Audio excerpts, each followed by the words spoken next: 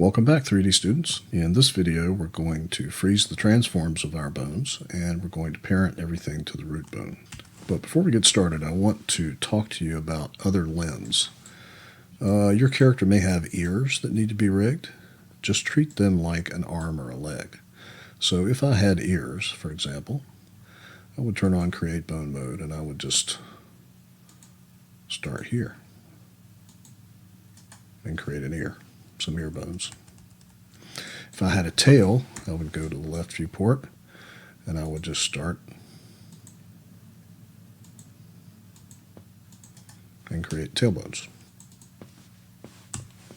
It's just another limb. And if you have those bones, then for example, ears would be parented to the head bone, and the tail would probably be parented to the root, or maybe the hip. No, probably the root. All right, so let's freeze transforms. Go to the front viewport, select all your bones, and you're going to hold down Alt and right-click, and you're going to select Freeze Transform. And you're going to get an error message. You just go ahead and click Yes. Now, the reason we're doing that is because when we create these bones, they have positional and rotational data that needs to be zeroed out. If I select one of my bones and go to the Motion tab, you'll see here that this key info for position, it says 0. It also says 0 in rotation. And that is what freeze transforms did for us. If I undo the freeze transform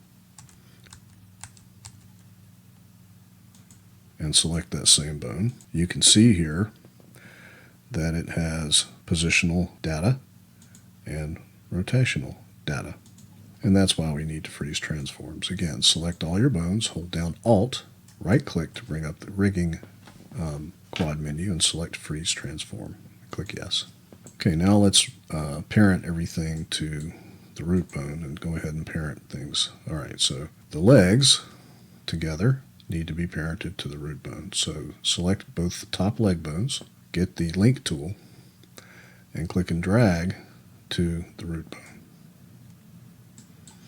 Select the bottom of your spine and click and drag with the link tool turned on to the root bone. Now the shoulders don't need to be parented to the root bone, but they do need to be parented to this bone here.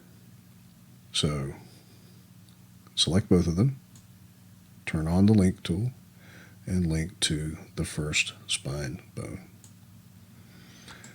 So what happens here is, if we, and let's go ahead and check this, if we select the hip bone and rotate,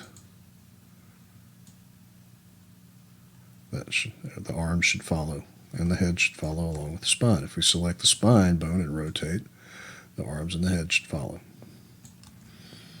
If we select the root bone and rotate, everything should follow.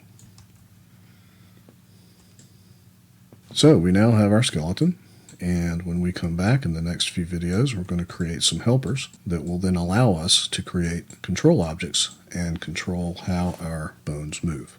And I'll see you then.